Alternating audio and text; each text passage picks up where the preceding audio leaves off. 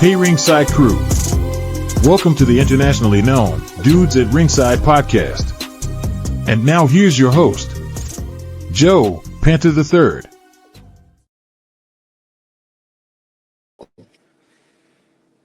Hello there, wrestling fans, and welcome to another episode of the internationally known Dudes at Ringside Podcast. I'm putting to use the wrong hand. And today, Ringside crew, we have a gentleman that's returning back to Dudes at Ringside for the third time. Let's give a warm Dudes at Ringside welcome for your friend and mine, Ray Genesis. Welcome back, Ray. Welcome back.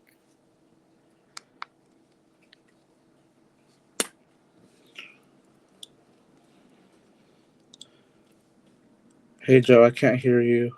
Can you hear me? Yes, I hear you. Welcome back, Ray Genesis. I'm so excited to have you on. This is so awesome. Welcome back.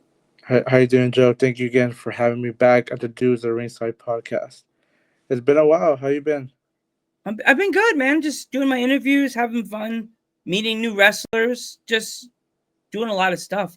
So what kind of wrestlers have you been wrestling since the last time we did the show? Can you hear me? What's going on?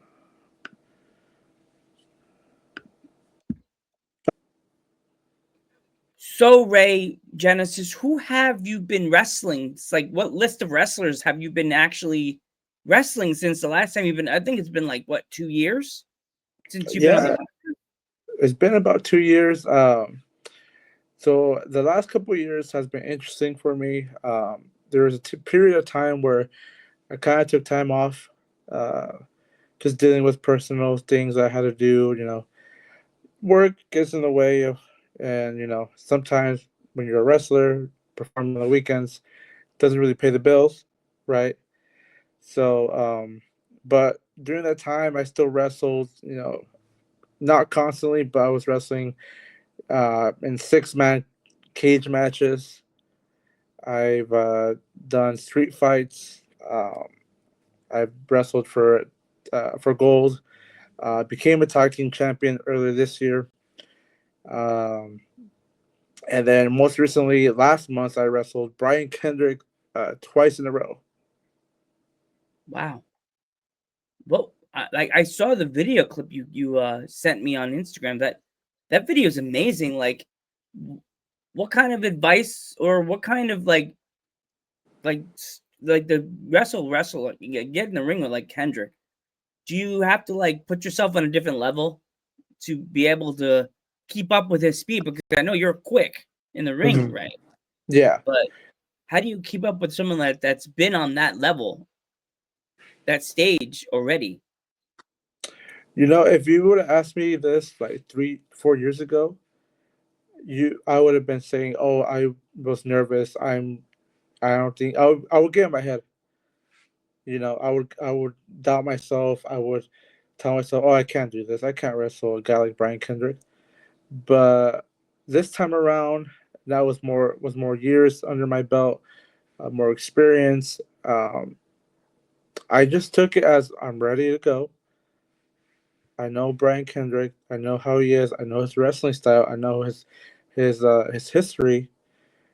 And I just took it as, all right, I'm going to go in there and do what I could do in the ring. Because you can't doubt yourself when you wrestle a star like Brian Kendrick. Oh, yeah. You cannot doubt yourself. You can't go in thinking, oh, he's quicker than me than like this. You have to go in full throttle. You have to, like, all gas, no brakes, like that. You just got to toss it in there and just push it through. like, did you guys talk before? I know wrestlers, a lot of people talk about how before the match. Did you guys talk before the match and get things all settled in? Yeah, we talk, just like normal. Hey, how's it going? Um, he's a normal dude. I'm a normal dude. We just talk about things that we've done, in the wrestling, what we've done personal life, what we like, what we don't like, and then after that, we just talk about, all right, let's go out there and have a good show. You know, Awesome. I've in the past, I've always gone on my head, which is always a big issue with me in early stage of my career. 'Cause I wrestled, AAA stars. I wrestled, um, what else? New Japan guys, New Japan standouts right now. Um, so if you'd asked me before, I would have been nervous, right? I still get nervous, right? I still get nervous when I go out there, but now I take it as I'm ready to go. I know what I'm doing now. I don't care if you're a WWE superstar, TNA superstar.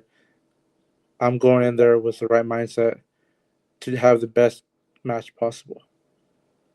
Yeah, it's another level when you've been in the indies so long, like as you've been in. Hmm. Like, I notice now your mask, you've upgraded your mask, and I love the style. It's almost like the La Katrina style with Yeah, the crown. You're gonna laugh. I know a German wrestler. Her name is La Katrina. So, right. and I was like, La Yeah. Katrina, does she know about this one? My name. Why is my voice cracking? I don't know. I'm scared. But um, have you felt that your masks have like um grown with you within your career? Oh, most definitely. I always, and with the help of my gear maker, Scarlet Rose, as you know, I, I've always want to up my mask gear. I know she does too. She always wants to get better at making gear, and this mask that she created is so beautiful. It's one of my favorite masks of all time, by far. I the flowers represent Day of the Dead, which is my favorite holiday ever. I love like Thanksgiving and Christmas time and Halloween, stuff like that. But Day of the Dead is near and dear to my heart. And when I told her, "Hey, can you create this Day of the Dead mask for an upcoming show?" She said, "Yeah, I'll do it for you." It's Um, amazing. It's so the awesome. flowers represent the marigolds, and then I have this little face skeleton mask that I'm gonna use coming out for the ring as a show of respect to the past relatives that I've lost along the way, but also shows what I'm bringing to the table now as my persona evolves. That's amazing. I love it. I love it. So, have you traveled to any other states since the last time we spoke, or have you set it further? Like, people have like a map of where they've been, or they haven't, or they been in the United States. Has it like has the darts got further into the United States yet, Ray, or have you? I've last month I wrestled Kendrick in Arizona. So that was my second time wrestling in Arizona. Um, Beautiful state. I love going to Arizona. Wrestling out there in Phoenix. Um, but so far, yeah, I'm still trying to open that new territories where I want to go. The opportunity has opened up. It's just timing is all it is. Where can they meet me? I know I've been. I promoters have told me if I want to come wrestle in Utah, uh, where else? Oregon. Um, I wrestled in Nevada a couple times, but I'm ready. I'm ready to hit the ground running again. I'm ready to prove myself out there. That I'm ready to uh, conquer territories, conquer new shows, conquer new opponents, and see where it can take me. Still want to see you come to Pennsylvania, Ray. I want to see you come to Battlefield. That's Uh, a good, like, who owns the Battlefield Pro Wrestling, right? I don't. Who owns it? Alpha Junior, Oh, the okay. son of. I think I mentioned him last time. Maybe I didn't. Right. They have some good competition there, and you can get your name out there. Alpha Junior has a training school also. Like I think you would have to go there, train if you're like for a day or two to get your Mm-hmm. know the wrestlers and talk to people and stuff like that. But he's super nice, super awesome, good to talk to. He calls me podcast. I always tell him, no, it's Joe. No, podcast. You know you got it. You got your name a little bit when a member of the bloodline gives you a nickname podcast. But it's like I know my name. My name is Joe. No, don't give me the nickname podcast. It's gonna be like, well, a compliment to my other side of me that does my nerd culture show, right? So it's Uh-huh. kind of like, oh, cool. Now I'm podcast. Gave me the nickname from that movie. Great. Means I walk around with a boom mic all the time asking to do podcasts with people. Want to do a podcast? Like that's like my life. Um, so with like with you now, like have you noticed any of the like younger talent in your area? And do you feel that the young talent right now is booming, or it needs to pick itself up? So so what I'm now here in California, I've noticed the young talent is starting to boom. There's names coming out from north south of California, even just the West Coast in general. And I'm seeing what they're doing on the ring, and I just want to get out there, and I guess now where I'm at now, I don't consider myself the vet yet, but I'm at that borderline where maybe I could show these young kids what I know, what I could do with them. I still don't feel I feel like I'm still learning as I Mm, step in the ring.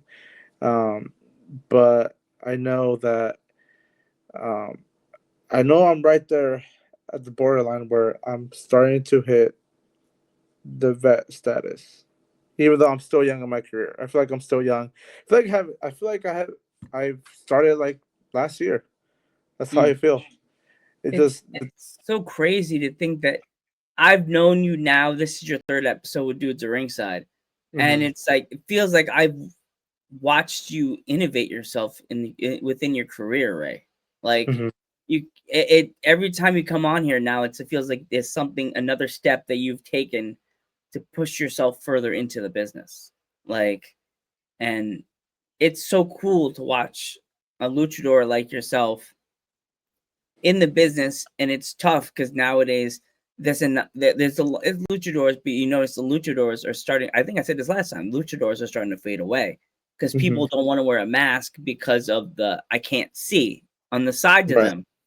And I think by you keeping the luchador mask and not changing your gimmick, because people change their gimmicks like people change their underwear nowadays, right, and it's kind of crazy to think that no one wants to be a luchador because of the right. eyes and it's hard to see.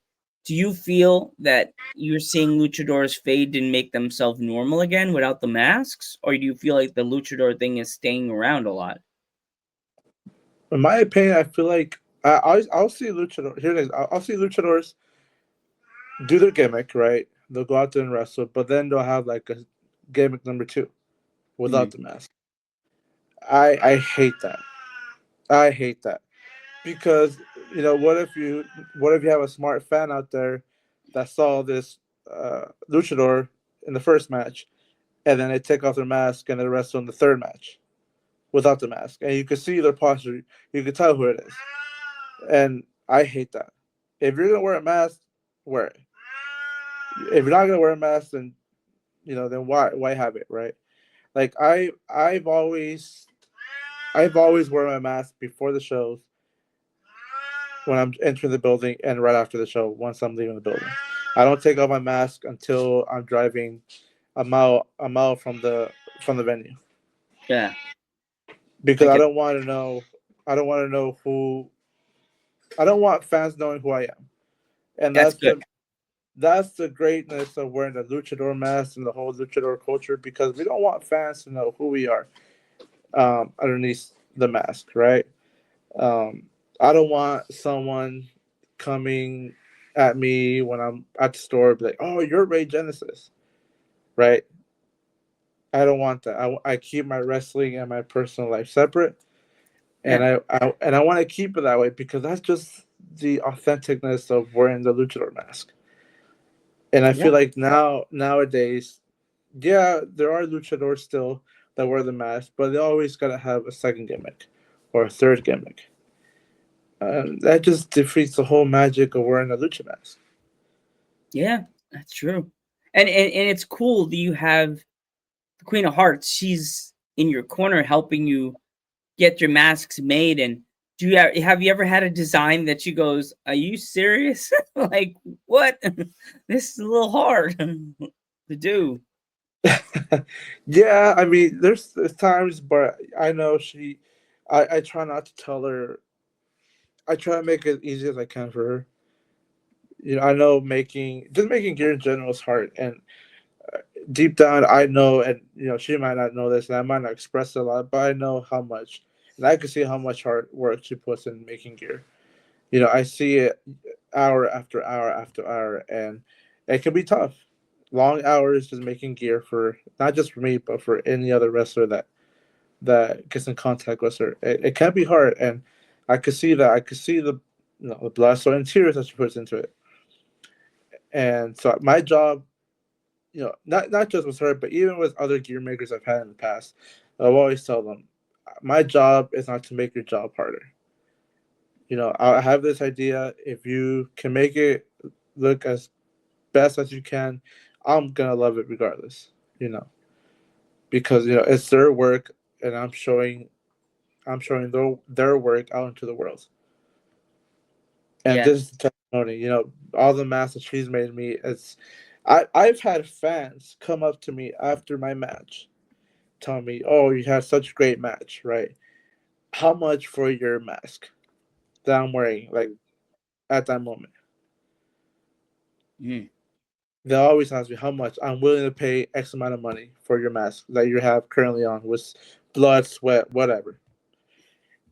Yeah. And my response the first time, I was like, "Oh, let me think about it," because obviously, luchadors will sell their gear worn masks to fans for X amount of money. Good money, right? Good money. But then Scarlett Rose and I, started talking to me and mentioned to me, "Oh, why would you sell your mask? Why would you?" I'm like, "What do you mean? Like, why would you sell your mask for X amount of money?" And I asked her, "Well, what do you mean?" Well, she doesn't want me to sell the mask she makes, which I get. But on the other side, there's a story out there that uh, is out there that Rey Mysterio Jr., currently in WWE, has never sold or given any one of his lucha masks. Wow. No one owns a gear worn mask from Rey Mysterio. Wow. I had no idea about that one. That's a new one, fans. I had Yeah, no clue about that one at all. and I can see why. His masks are beautiful Oh yeah. and they're They're awesome. awesome. And the more you deny fans your gear worn mask, the more times they'll keep coming and Yeah, it's coming. like crazy to think that like there's so many different luchador masks in this world right now that you go to a show and you see this one, you see that one, you see Jushin Thunder Liger, you see Shark Boy, you see like it's amazing. Like, and there's more. There's some that are in AAA that now with WWE um adding their stamp on the AAA market. Do you feel Mhm. that WWE adding their stamp to the AAA market gives the AAA and luchador wrestling more of a push to get to the regular American fans that don't really watch AAA and don't watch the Spanish channel to watch luchador, watch AAA? Do you think that gives them more of a push to be on mainstay TV than not just on the Spanish channel? Oh yeah, most definitely. I feel like now that I am for the WWE AAA merger. I know a lot of my colleagues are not, but I am for it just because luchadors in Mexico don't really make that much money. They don't. So now having the eyes and having them come to America is now they can make a living. Now they can make this as a career. Now they don't have to work for a little $5 a match, $10 a match. Now they can make more money. Now they can make money to support their families and have more eyes on them than just what would be on the Spanish channel, or not even the Spanish channel, even on the Indies, because a lot of these AAA wrestlers will still work the Indies just because there's not enough economy out there. So I'm glad that the AAA and WWE merger is happening. It just everyone wins. It's a win-win situation for everyone. Even for guys like me, I California based. I'm I'm Hispanic. But just having WWE push them also opens the door for guys like me that are still trying to you know they're not from Mexico, but we have the roots and we have an opportunity to be part of what they're going through right now. Totally.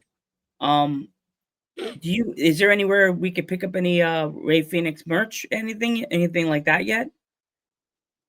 So I do have new shirts coming out. Genesis. They're Ray Genesis shirts. They're done right now. They're Day of the Dead inspired. Um, Beautiful, beautiful t-shirts. Beautiful design that a guy named of the Dead uh, t-shirt designs. Great, great guy. He's been doing a lot of graphic designs for WWE, New Japan merch, Ring of Honor merch, AEW, you name it. He's done great, great graphic designs. So I'll have those out here soon. They're actually done. They're done today. Just have to go pick them up. But once I have them, I'll post them everywhere on my socials. Don't Um, forget to collab with me. I love when the wrestler help like collab. It goes on my wall so everybody sees it and stuff like that. yeah. I'll show you. It's so beautiful.